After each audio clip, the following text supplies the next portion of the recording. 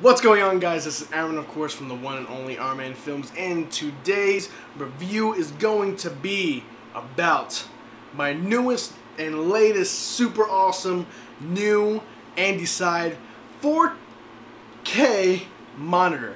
Let's get into it.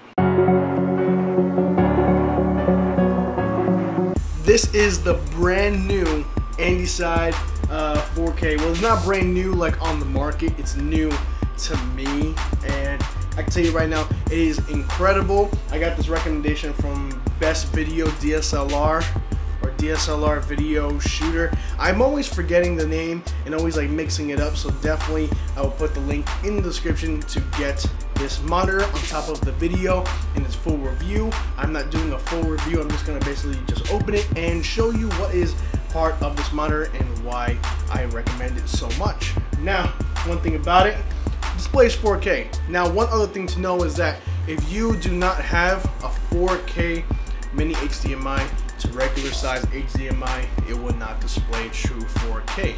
On top of the other fact that it will come up cropped, which would make you want to display your image possibly larger than it is on top of the exposure, which is another thing. Now, one other thing about this monitor when it comes to my camera, now like I said, I'm running the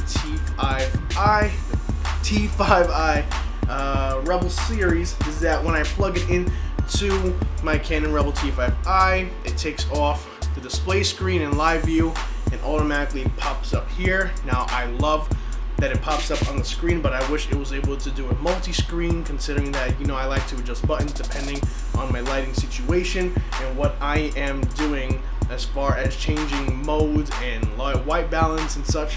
But anyway, let's turn this on. Let's get right into it. We're not trying to make this a 20-minute video. We're trying to make this nice and short and easy. Okay, so just right out of the box, you're gonna get this awesome shoe mount. It is definitely super sturdy. The knob right here is great. It has these ridges too, so that way if you do want to make it super tight, you can.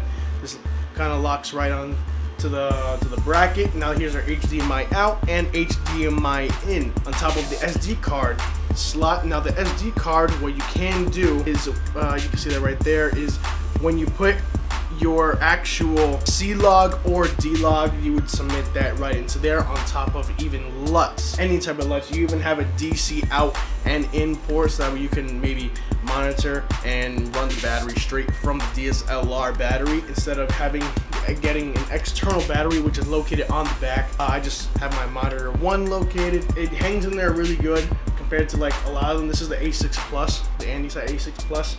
That the bracket that it holds in is really good, so you can just push that. What it'll do is the battery will just come right out. Now it can support NPF batteries and BGE6 batteries. That's what I like about it, and the compatibility.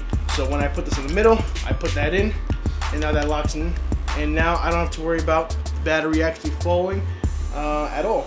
So now the top is just your menu scroll and your power button. So let's just turn that right on. So this is the display screen that's gonna pop up for you. Now, okay, now there's not gonna be anything displayed. The green line basically shows what your ratio is set to. Now, because like I said, it is displayed for me as a crop, I have to expand those green lines and the fitting so that way it fills up the screen, which is unfortunate, but you know, it's okay, it is what it is. I have to get a new wire. I just got the quick regular wire from Best Buy just to get it running, so now I gotta look into another 4K wire, and it'll just be way okay. As you can see, there's nothing displayed, and basically what we'll do is if you tap here on the screen, the menu will pop up on the side. So let's just get that in focus.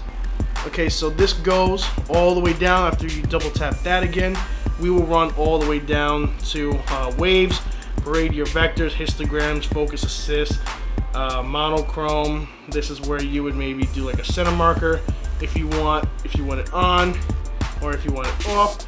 You know, we could do a whole bunch. Your marker mat, and going to here, this is where I did it as well, the video aspect. This is basically how like I did like the green screen and how I made sure it did fit it completely well. Now we go to the RGB. You could adjust all the way at 5600 Kelvin, then it goes all the way to 65, 93, and then user to your personal preference. and then your regular settings, English, language, volume control and stuff. Now, one cool thing about it is that if you swipe on the left screen, this automatically pops up for the backlight. So basically it's just showing off how bright it is and how well it could do. Now also, if you go on the right side, that's your volume, but then on the left side is your backlight. Now also, one more thing, now if you swipe up, now this screen will automatically pop up. Let's get that back in focus. So now this bottom screen, I have this sticker on, this paste on for right now, just because I'm a fingerprint freak person. So now what you could do is when you swipe up, you can select your focus assist, your histogram, which will pop up on the bottom, your audio meter, if you want that, you know, your parade, your RGB, or anything, you can turn that off, vector, or if you want, you can have all of the waves on, and this will display everything from a histogram to your audio to your RGB curves and your white balance. And basically your display will come up right here, which will be pretty nice when I do have the signal up and connected, ready to go.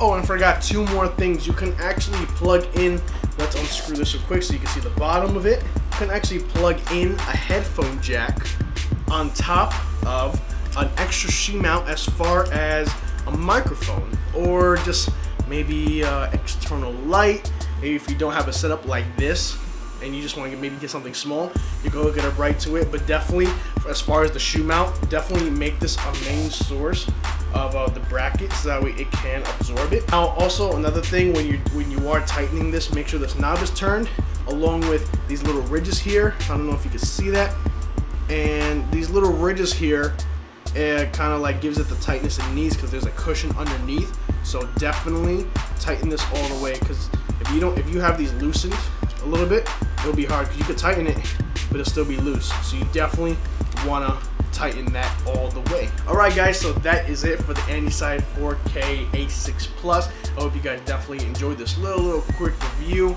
and just basically displaying the monitor itself and having it with my new setup on top of everyday shooting. I could possibly even attach it to my Ronin S. Not much on my GlideCam HD2000, but even for like still stuff like this for my tripod and my running gun gimbal, we can definitely knock it out with this monitor. Like I said, monitor, thank you guys so much. Thanks for tuning in.